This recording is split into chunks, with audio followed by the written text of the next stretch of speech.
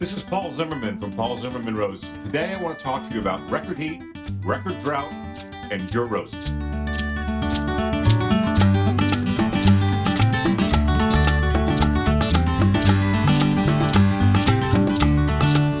I was recently talking to my colleagues at Jackson and Perkins, and they told me their call center, which is you guys, are just the leading thing that you guys are asking about is, look, we got record heat and drought in the West. How do we deal with our roses? How do we help our roses? So I'm going to come out and talk to you guys about this. Normally I'm out running around in the garden. I'm being kind of goofy and kind of silly, but you guys are understandably concerned about this. So this deserves a really one-on-one conversation about this. So first of all, let me define record heat and drought for you guys.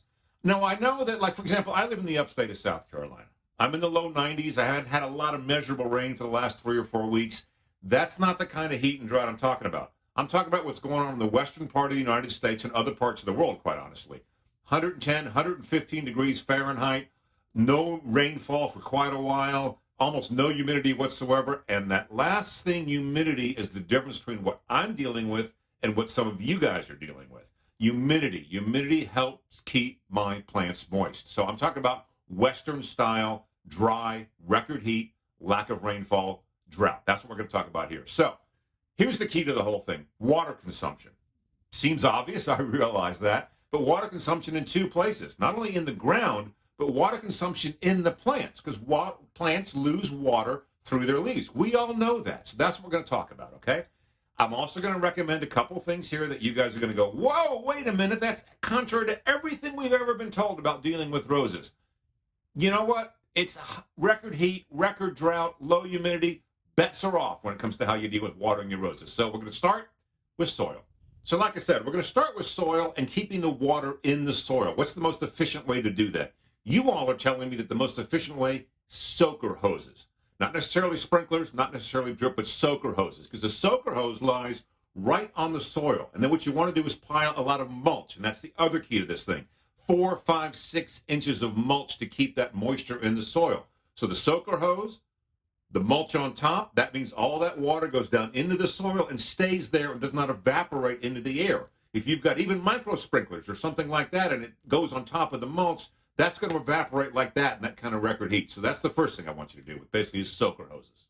The thing to keep in mind with roses and all plants really is they lose their water through their leaves and even through their canes. So that's what we want to do. Just like we talked about keeping water in the ground, okay, we want to talk about keeping water in the plant itself. How do we do that? So before we go onto that, I want to talk about roses in pots because I'm getting in a lot of questions from you all about my roses are in pots. How do I protect them?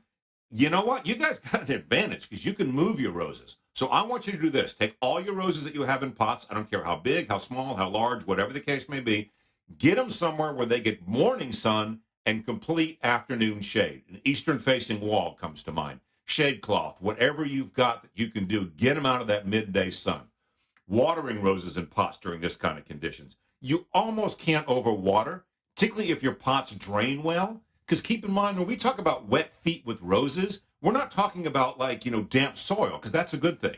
We're talking about puddles of water. So if your pots drain well, just feel free to water them every day or you'll be fine, whether you're on drip or whatever your case doing. So, all right, let's go to the roses themselves. Couple tips that I got from all of you guys when I put this out on my Facebook group. Those of you who are living out there going, bam, give me your things. What's working for you guys? Number one, a lot of you are saying, you get real creative. I got to get hats off to you. You're putting shade over your roses. How you doing it? Man, I've seen cardboard, lawn chairs, patio umbrellas, sheets on sticks, whatever the case may be. I talked about potted roses, getting them out of the midday sun, afternoon sun. See if you can do the same. Get creative. Get some shade on those things, all right? Here's another thing that's a little contrary that some of you are doing, which I thought, okay, it makes sense. The leaves get fried. They get brown. They get kind of crispy. You're thinking, oh, I got to get those off of there. Leave them on. Why? They provide shade for the canes underneath. That helps keep the water in there. The roses, the leaves aren't going to lose more water. They're fried. The canes could lose it. There's kind of a shade canopy from those fried leaves, all right? 2 things I want you to stop doing.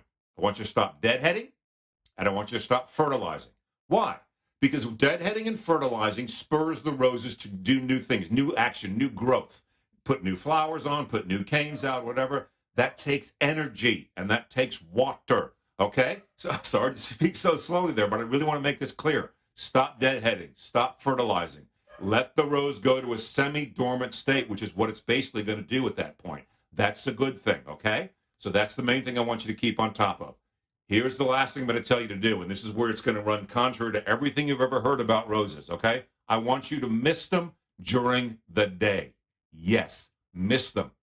Get one of those hose nozzles that puts out a fine mist. I'm not talking about blasting them with water. I'm talking about a fine mist. Remember the beginning of this video where I said the difference between where I live in the upstate of South Carolina with heat and drought and where the West is? Humidity? That's what you want to do with that mist. Create humidity. Get it on a fine drop. Spray it above the plants if you need to. Then let it kind of settle down and humidify the air. You're more interested in getting the air moist than the plants themselves moist. Any droplets that hit those leaves, my gosh, in the conditions you all are having, they'll be gone like that. So don't even worry about it. You're thinking, oh gosh, I'm going to get black spot. Right now, that's the least of your concerns. And quite honestly, if you're at 100 degrees and almost no humidity, black spot ain't around. Mist them. Some of y'all are misting 2 or 3 times a day. Doesn't take long. Just give them a good mist. That's what you want to do. So let's just kind of recap here, all right?